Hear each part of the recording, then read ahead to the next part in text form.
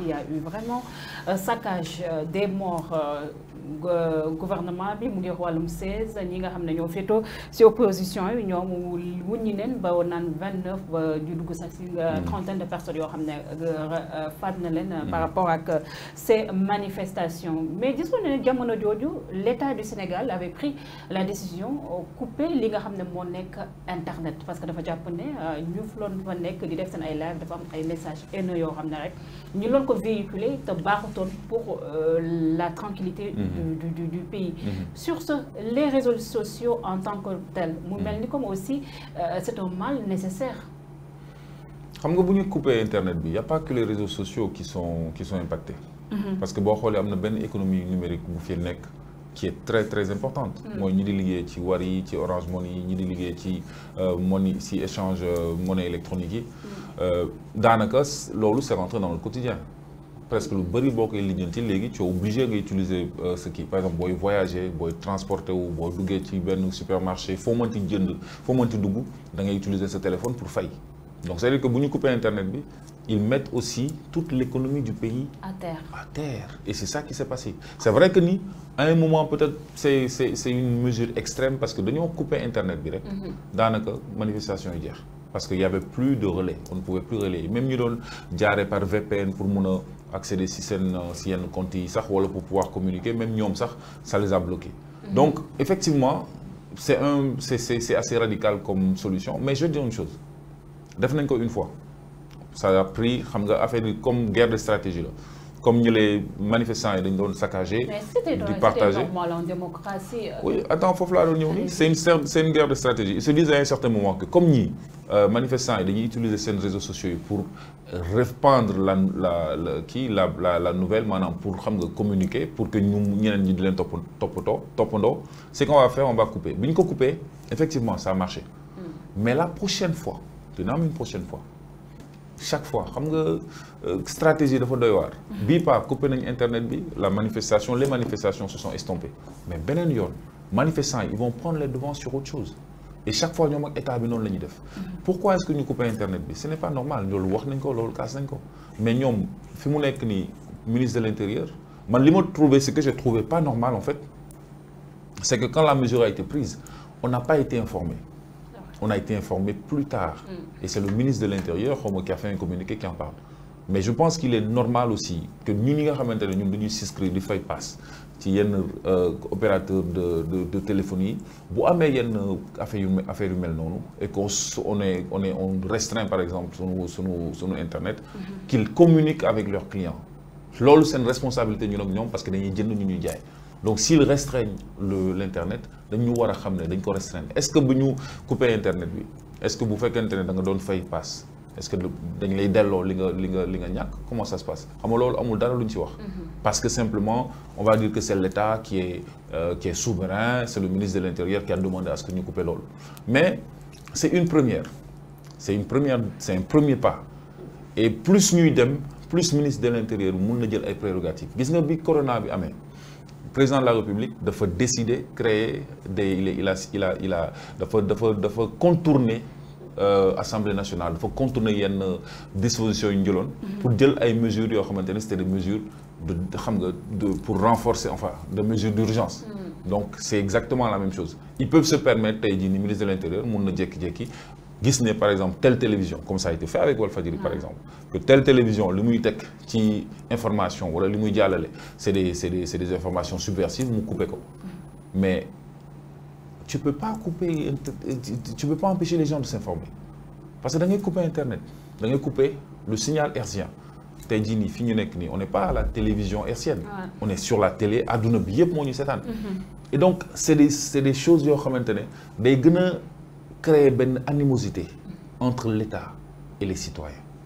Et loolu noonu li ñu def ni couper internet bi couper signal Walfadjri wala couper signal ban télé le fait de continuer à faire ce genre de dérive là day tax ba population bi day am benn affaire bu mu leen di téye donc manifestation yi pour répondre à la première question li xewoon en 2021 on avait mis ça sous le coup de dañu génn ci corona les gens sont fatigués les gens ont faim moo tax ils ont manifesté.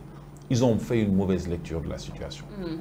Frustration, là. Ça n'a rien à voir. Corona, tout ça, c'est vrai. Mais c'est une frustration que les manigances ak yenn manipulation yi ak yenn agissement yi nguur gi di def loolu la population bi denc et à la première sortie à la première occasion lañ koy génne la deuxième fois mi ngi nii ce qui s'est passé c'était une réponse c'était beaucoup plus violent parce que déjà la première fois quand on a accusé Sonko que lii la def ça créait des manifestations 2 ans plus tard après tout le processus on vient vous dire que non finalement il n'est pas accusé de viol il est accusé de dañoo requalifier les faits sénégalais tu sais loolu c'est trop intellectuel xam nga sénégalais bi lan lay gis dañ ko jiiñ viol finalement ñu dem ñu ne violé wul kon ñi dee 2017 ñooñu ça veut dire que dañoo dee pour rien kon ñii ni dañu yàpp en conclusion su ma la ko mënee waxal dans un français dans un wolof terre à terre loolu lay tekki. Par rapport ak les événements qui se sont passés moom mu am mort yaa ngi koy junj sànq c'est ce fameux verdict bi nga xam ne avec cette histoire de viol nga xam ne tenir na en haleine les Sénégalais sur une période de plus de 2 ans avec ses lots de conséquences il y a eu des morts à l'époque c'était 14 morts fracture sociale bu doy waar boo xam ne am na Sénégal finalement de viol on nous ramène corruption de la jeunesse mu mel ni comme cette fois-ci la justice sénégalaise moo mel ni comme qui a été utilisée pour un combat politique. Est-ce que impression boobu nga am aussi comme sénégalais yu bëri ñu amee lecture boobu.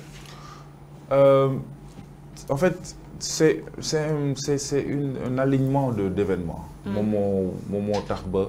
ñu bëri conclusion bi la ñu tiré ñoom tamit et bu ñu amee conclusion bi doo leen mën a blâmer parce que remarquez avant lii di am il y a eu certes le attentat xam nga enfin condamnation wala accusation de viol bi c'était l'affaire Adji Sarr entre-temps il y a eu des audios xam nga chaque fois dama koy dégg ci sa yenn collègues yi bu ñuy def yenn émissions yi ñu ne un procès politique ne se gagne pas dans les tribunaux. C'est vrai.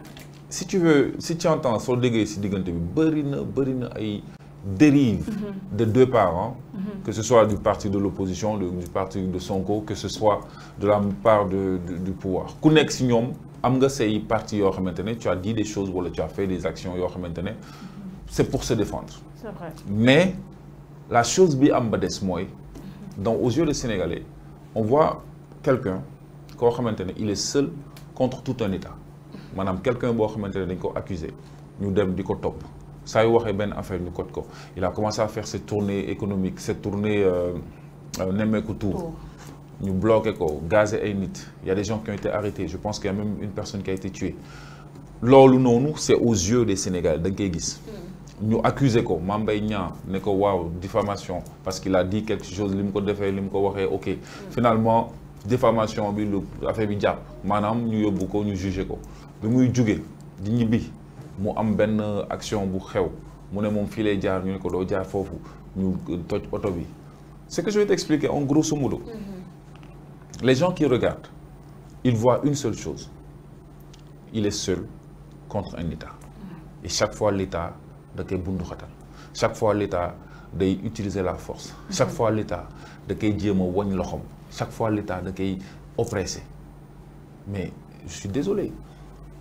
moom Sonko il a réussi à se faire passer pour la victime no matter what quel que soit lu mënti xew il a réussi à faire voir aux yeux des Sénégalais que l'État est en train d'abuser de son autorité même si le ministre de l'Intérieur parce que xoolal diggante bi il y a eu la sortie du procureur de la République am na 2 conférences de presse du procureur de la République def ensuite Antoine Félix Diome def na ay conférence de presse def nañu la dernière fois ñeenti ministres yi moom kii ministre de l'Intérieur ministre des Forces armées premier ministre ak chargé du commerce xawma porte-parole du gouvernement ils sont venus ñëw taxaw Abdou Karim Fofana ñoom ñëpp ñëw nañ def benn conférence de presse ok ils ont sorti l'artillerie lourde mais loolu yëpp c'est pas la question mooy perception xam nga dafa am lu graaw lu am moom mooy nit ki yenn saa mën na bañ a wax dëgg de mais da ngay gëm ne kii dama kaa gëm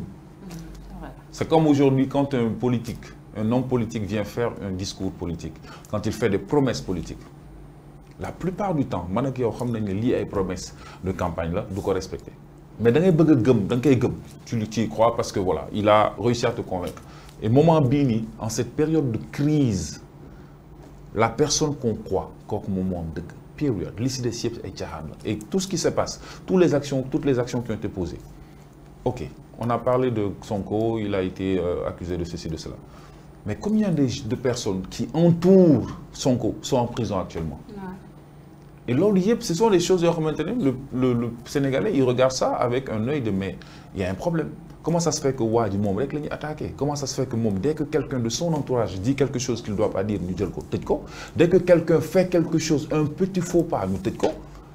est-ce que waa ji aussi Xuman mën nañu am aussi beneen lecture est-ce qu'il est aussi blanche comme neige parce que. C'est ce que je t'ai dit tout à l'heure même s'il n'est pas blanc comme neige c'est pas la question mooy il réussit à convaincre dès que tu réussis à convaincre. La vérité. Parce que c'est un justiciable, pourquoi mais oui, c'est ce que je te dis. La vérité vient. La vérité vient après. Quand on te croit. Bu fekkente ne yow tu as réussi à faire croire au monde entier que yow tu es une victime. Quel que soit lu mënti xew, tu seras toujours considéré comme une victime. Toutes les situations bu nga xamante ne il a eu des problèmes avec la justice. Boo dégloo waa nguur gi ni ñu koy joxe ni ñuy expliquer tu leur donnes raison parce qu'ils ont des arguments yu ñu koy teg. boo dégloo Sonko tu lui donneras raison par rapport aux arguments yi muy teg parce que bu waxee ne la désobéissance civile c'est quoi c'est une manière de répondre à une oppression parce qu'il n'est pas le premier à avoir ce comportement. Je t'ai donné l'exemple tout à l'heure de Abdoulaye Wade. Père Wade il nous avait dit bu leen ragal policier bu leen dóor jël leen lacrymogène bi ngeen delloo ko. policier bu leen dóor ak cliff di leen ceenu vélo ngeen fayu. Le fait justement depuis très longtemps, parce que c'était l'argumentaire en fait, c'est de dire qu'on a eu cette violence-là, ça va en crescendo parce que ce n'est pas quelque chose de nouveau. Nous, on a grandi avec ce discours de violence. On a grandi avec le fait qu'il faut qu'on résiste. Même dans nos textes de rap, boo dégloo sunu textes de rap yëpp, la plupart du temps, on parle de quoi? On parle de l'injustice. Face à l'injustice, il faut qu'on résiste. Y'en a marre est venu créer tamit loolu tamit dans la tête des jeunes. Même si on parle de résister, mais pacifiquement. Parce que boo xoolee Y'en a marre n'a jamais appelé à la violence. Dans nos chansons non plus, on n'a jamais appelé à la violence, mais de résister. Et une manière de résister, c'est quoi? La désobéissance civile fait partie de la résistance. Et loolu noonu, c'est pour que de l'autre côté, quand il y a des dérives de la justice, qu'on se dise, mais ça c'est des dérives. Pourquoi c'est des dérives? Parce que am na yoo xamante ne je suis désolé ñoom ñi nga xamante ne ñoom ñoo ñu jiitu ñoom ñoo jiite ñoom ñoo nekk ci yenn poste de ministère yi ñoom ñoo nekk ci nguur gi am na yenn comportement yoo xamante ne bu doon ñoom ñoo nekkoon ci opposition bi ils allaient avoir la même réaction. Et donc moi je pense que li xew ni d'une part et d'autre de part et d'autre chacun sort des arguments benn affaire bu naturelle la je me défends avec les armes que j'ai. L'exemple de la guerre et du terrorisme. La guerre, c'est deux nations qui ont les mêmes forces, qui ont plus ou moins le même système, qui se battent avec des armes, qui se battent avec des bombardements, des avions, etc. Le terrorisme, c'est la guerre du faible. Je ne peux pas me battre avec les mêmes armes que toi, mais je viendrai s'aimer la terreur chez toi. Et ce qui se passe actuellement, moi, l'image qui m'a frappé, c'est bi Sonko delloo Casamance. Boy barricade buntu këram. Mais cette image-là, c'est terrible. Ouais, c'est terrible. C'est-à-dire que dafa am ñoo xamante ne ils sont persuadés que waruñu laal Sonko. Point barre. Li si des yëpp, c'est de la philosophie, c'est de la littérature. Et loolu noonu, c'est quelque chose de très significatif. C'est très significatif. Et c'est quelque chose boo xamante ne il faut que ñu bàyyi xel bu baax ci loolu bu mu amaat. Quand je dis bu mu amaat, mooy que ni tant qu'on continue à tant que ñoom y a pas un terrain d'entente clair et terrain d'entente bi leen la et li gën a yokk coow li c'est le fait que Macky Sall ba léegi kenn xamul c'est quoi ses intentions. Il va se représenter, il va pas se représenter. Nee na dañ ko koy ñaan yekk rek le président de la République. Tu vois, il y a des discours. Xam nga moment bi, c'est pas des moments pour jouer avec les mots. Mais ça bi ni, les gens sont les nerfs sont tendus. C'est vrai. On peut pas jouer avec certaines choses qui sont parce que écoute, mine de rien, ça date de 2 ans, 3 ans, les gens en parlent, ni oui, ni non. Si je dis oui, les gens vont plus travailler. Si je dis non, il y aura une guerre de succession dans mon parti. Mais attends, on est à 8 mois, 9 mois des élections et on est incapable de savoir si le président va se représenter. Et l'INI, c'est quelque chose, c'est inédit. Je ne sais pas si dans les autres pays ça se fait. Mais on est à une époque où lui, en tant que président de la République, il a une... Même si sa parole ne fait pas état de foi, même si sa parole n'est pas, ne signifie pas, ne fait pas état de loi, je veux dire. Même si ce qu'il dit ne représente pas une ligne de la Constitution, mais ce qu'il dit, ça représente lui, ce qu'il représente, la personnalité, ou ce que lui représente en tant que président de la République, quand il tient des propos, ces propos sont sacrés.